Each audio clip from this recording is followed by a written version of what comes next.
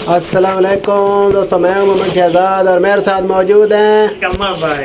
तो दोस्तों आज हम बहुत खुश हैं क्योंकि पाकिस्तान ने बांग्लादेश को तीसरा T20 भी हरा कर सीरीज 3-0 से जीत लिया है। पाकिस्तान ने बांग्लादेश को वाइट वॉश कर दिया है बोनस सरफ के साथ। तो एक लंबे अरसे बाद हमें पाकिस्तान की टीम ऐसे जीतती नज़र आई है और ना सिर्फ जीतती नज़र आई है बल्कि पाकिस्तान टीम ने चारों खाने जो है ना, चारों शाने चित कर दिया बांग्लादेश को। ना सिर्फ पाकिस्तान ने पहले बैटिंग करते हुए बांग्लादेश को हराया है बल्कि पाकिस्तान ने दूसरी बैटिंग करते हुए बांग्लादेश को हराया है। ये ऐसी क्रिकेट हम देखने के लिए तरस गए थे। एक लंबा अरसा गुजर चुका था, पाकिस्तान की जानिब से ऐसी क्रिकेट देखने को हमें नहीं मिल रही थी।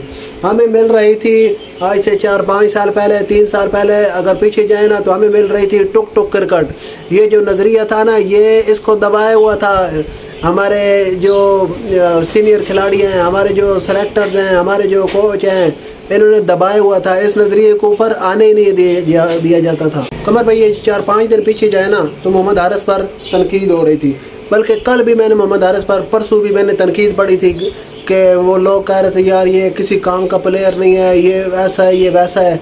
और इससे पीछे अगर और पीछे जाए ना तो फिर उसमें तो कहा जाता था कि ये जो है ना भाई, अगर हम तेज़ खेलेंगे ना तो हमारी विकटें गिरेंगी और हमारी विकटें गिरेंगी ना तो हमारा स्कोर नहीं बनेगा, स्कोर नहीं बनेगा ना तो हम मैच हार जाएंगे। नहीं भाई नहीं हारिस अच्छे खेलते। हारिस की बुनियाद तो मैंने बैटिंग क्या बैटिंग है। ये नज़रिया बना हुआ था कि भाई आप टुक टुक करेंगे, आप 15 ओवर पहले जो है ना टुक टुक के साथ खेलेंगे, विकेट नहीं गिरेगी, आखिरी 5 ओवर में आकर आप 200 बनाएंगे। अगली टीम के जो है ना वो खेलने के लिए आए हुए हैं यस्सू पंजू, हार कबूतर, डोली और लल्लू पल्लू। तो वो आपको जो है ना ऐसी प्यारी प्यारी बालें देंगे ना कि आप उठा के आपके जो खिलाड़ी है ना वो बाहर फेंकेंगे। तो इस नज़रिए के साथ हम जो है ना जी रहे थे पिछले 4-5 साल से, 6 साल से हम यही कुछ देख रहे थे। कहा जाता था कि भाई ये अगर हमारे शुरू में ही आकर खिलाड़ी जो है ना वो अपना तेज़ खेलेंगे तो विकटें गिरेंगी, तेज़ खेलने में विकटें गिरने का चांस होता है। तो ये नज़रिया था, ये सोच थी जो कल हमारे नौजवान खिलाड़ियों ने दफन कर दिए। मोहम्मद हारिस उसको बेचारे को 5 मैचों बाद, 6 मैचों बाद, 10 मैचों बाद 1-2 जब मैच मिलते थे तो फिर उसने क्या परफॉर्म करना था। एक मैच में वो फ्लॉप होता था, अगले मैच में बाहर, एक मैच में वो फ्लॉप होता था, अगले मैच में बाहर। उसकी बैटिंग आप देख लीजिए कि वो कमर भाई 2022 T20 वर्ल्ड कप था ऑस्ट्रेलिया में जो था, बिल्कुल 2022 T20 वर्ल्ड कप ऑस्ट्रेलिया में साउथ अफ्रीका के खिलाफ जो उसने बैटिंग की थी, न्यूजीलैंड के खिलाफ जो उसने बैटिंग की थी, उसके बाद तो उसको टीम से बाहर होना ही नहीं चाहिए था।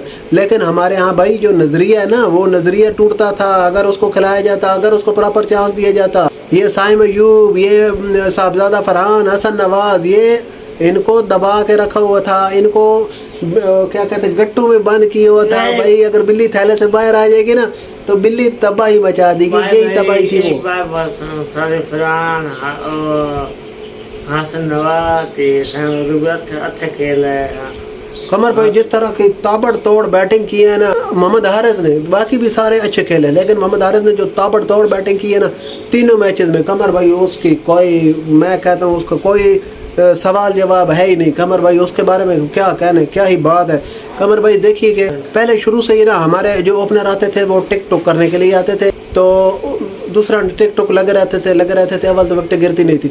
अगर कभी जो है ना 1-2 विकटें गिर जाती थी तो उसके बाद तो कमर जो है ना मंजी लंबी भाग ना पिच देते तो सो जाते थे। अब जो है ना शॉट बिल्कुल नहीं लगानी, बाल बेचारी को दर्द होगी। अगली टीमें जो है ना वो बनाती थी 200-200, 250 स्कोर और हम वो देख रहे होते थे 130, 40, 50 को। तो लेकिन अब जो है ना इन नौजवानों ने वो सारा नज़रिया जो है ना वो कल दफना दिया है।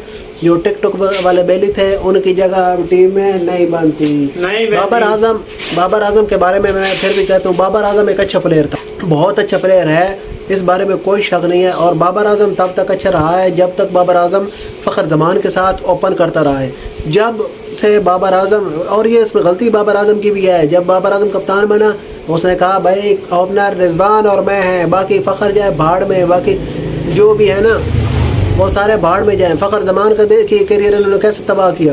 फ़खर ज़मान को ले गए नंबर 4 पर, वो तो फ़खर ज़मान का कमाल था कि उसने 4 पर भी आकर परफॉर्म किया, 3 पर भी आकर परफॉर्म किया, 5 पर भी परफॉर्म किया। नहीं तो अगर कोई और प्लेयर होता या वो फ़खर ज़मान ना चलता तो फ़खर ज़मान का करियर तो वो गया था ना भाड़ में। تو بابر اور رضوان کو اوپنر ثابت کرنے کے لیے ہم نے دیکھ لیجئے کہ اپنی بالکل کرکٹ جو ہے نا اس کو تہس نہس کر دیا تھا. تو بابر اچھا پلیئر تھا لیکن فخر زمان کے ساتھ، کیونکہ فخر زمان آتا تھا وہ اٹیکنگ کرکٹ کھیلتا تھا تو بابر کے اوپر پریشر نہیں ہوتا تھا. بابر اپنی اننگ بلڈ کرتا تھا اپنا پورا ٹائم لیتا تھا. اس کے بعد بابر شاٹیں کھیلتا تھا تو یہ بابر سینچریاں بناتا تھا، 50 بناتا تھا، T20 کا نمبر 1 پلیئر تھا. لیکن جب بابر رضوان کے ساتھ اوپن کرنے آیا تو رضوان ٹک ٹک کرتا تھا.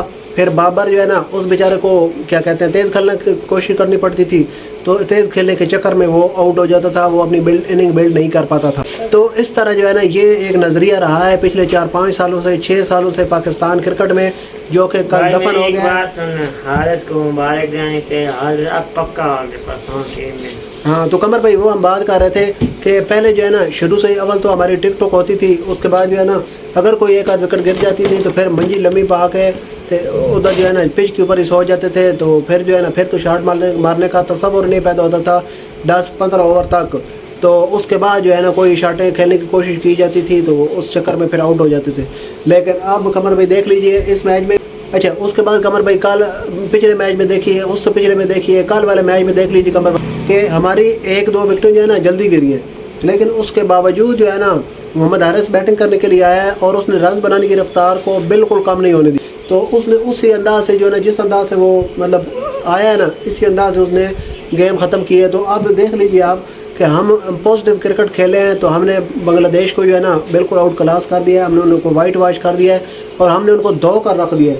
تو جب ہم نیگیٹو کرکٹ کھیلتے تھے نا تو پھر اگلی ٹیم یہ بنگلہ دیش بھی ہمارے اوپر ہیوی ہو جاتی تھی. یہ دیکھ لیجیے قمر بھائی وہ ٹیسٹ سیریز میں ہمیں بنگلہ دیش ہرا کے گئی تھی، T20 میں بھی ہمیں بنگلہ دیش ہرا رہی تھی، ہر طرف ہم ہر ٹیم سے ہار رہے تھے.